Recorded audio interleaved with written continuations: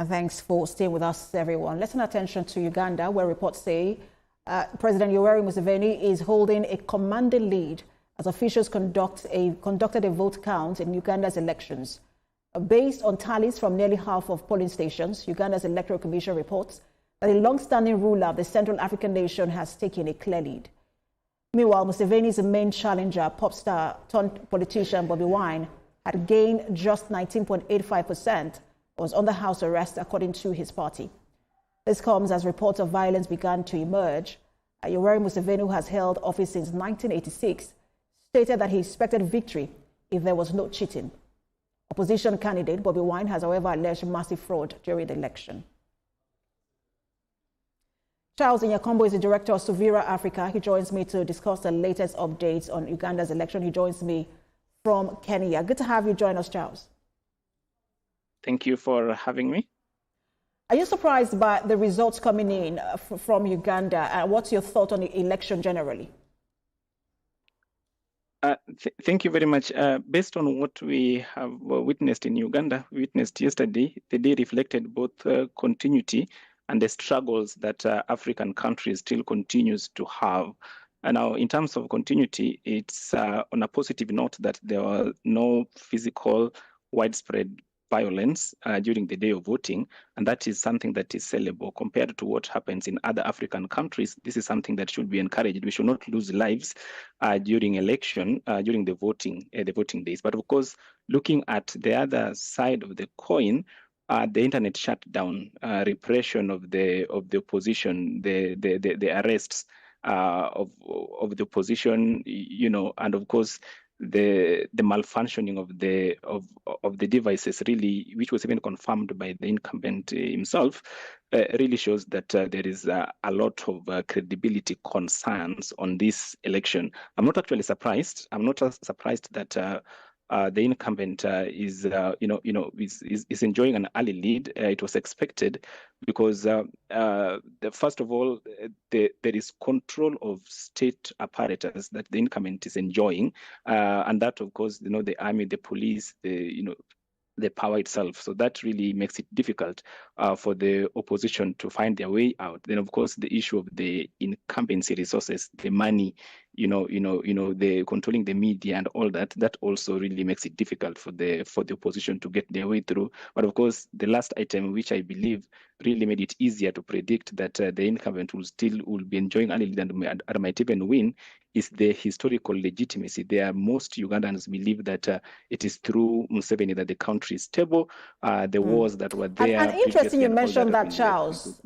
I had to comment there because I was going to say that. I've spoken to, we've spoken to analysts from Uganda.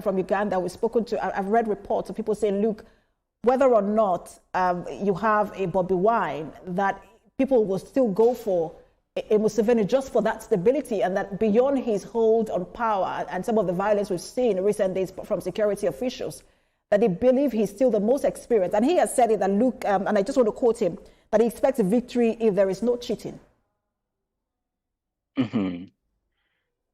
Yeah, that is true.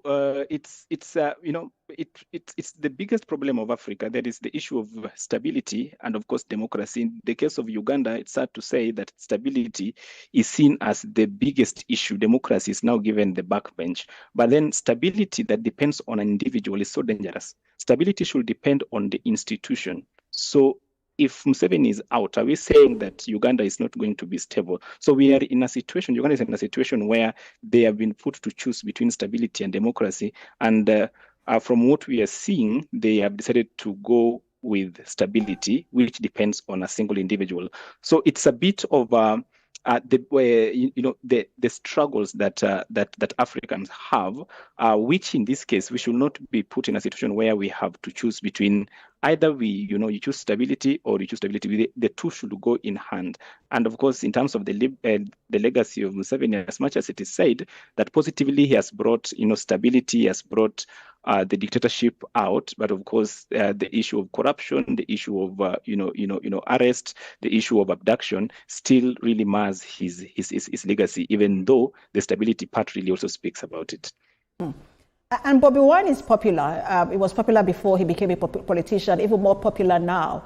But just looking at his popularity within the country and his level of experience, do you think that he originated, I mean, just from ab initio, he stands or he stood a chance of a victory over Museveni? Now, Bobi Wine symbolizes the frustration. He symbolizes the hope and the generational change.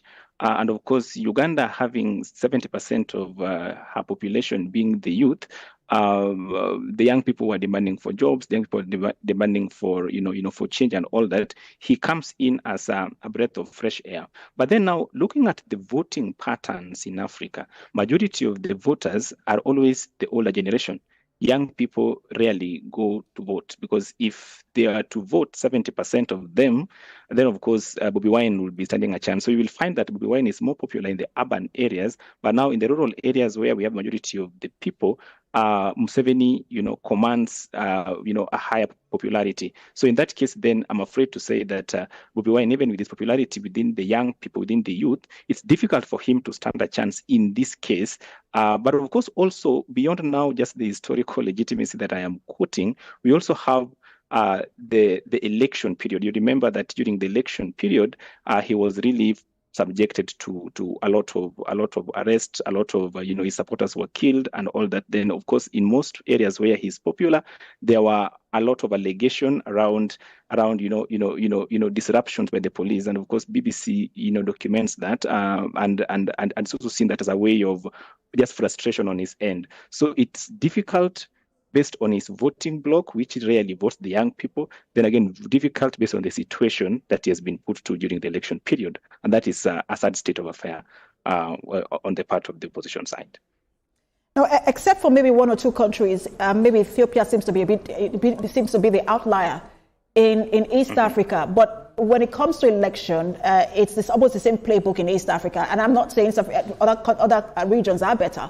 But there's always also that violence, that follow election violence, post-election, that follows just after elections. And I'm wondering if you think that, again, that could be the case in Uganda, and what could be done to ensure that the country doesn't sort of, just descend into chaos. It is true. It is true that in most African countries, after the election, we also have, a lot of tensions, a lot of wars. Whether you talk about Kenya, whether you talk about, Tanzania and different countries. Although in this case, it's a bit unlikely. Well, there are some reports. That there were some killings, on the election day, the night of after the election of the opposition. But of course, that's still really, not fully verified. But we do not see much tensions, especially now that it is said that the opposition is enjoying a very wide lead. But of course, looking forward, whether this election is free or fair is a different matter. But of course, in terms of looking at the African governments, there's need for pressure on the governments to always reduce, or rather disregard the issue of just getting the internet shut down, because even if we can say if the election was fair, but being that the internet was shut down, it's a bit difficult for people to really win the full trust, and that can cause violence, because they may say that, okay, why did you then shut down the internet? Then again, the other thing is about the civil society and just the media freedom. If that continues to be suppressed the way it was suppressed during the election, then that can also culminate to violence. We just expect that the Electoral Commission of Uganda will just release the results on good time, because also delaying of release of the results also in most cases have caused wars in Africa. But as we speak, unless otherwise, we do not see the post-election violence if things continues the way they are currently as we speak. Charles, I have like a minute left, and as we talk about this, it just sort of occurred to me that this is the beginning of the election cycle for 2026 in Africa. Some elections are still coming in, and if we're already talking about election violence, I wonder what you think what your projection is for democracy in Africa this year.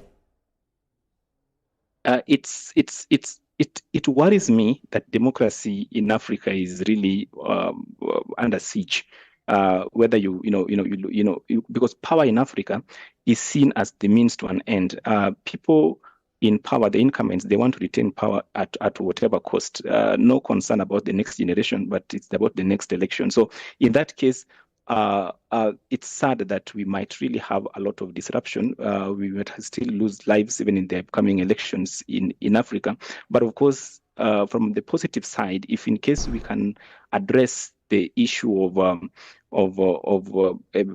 the opposition being really suppressed during the election, then of course the peace we saw in Uganda really should be emulated across. So we just hope that at least there will be more room to negotiate on the democratic space. But of course, I'm afraid in most cases it's not.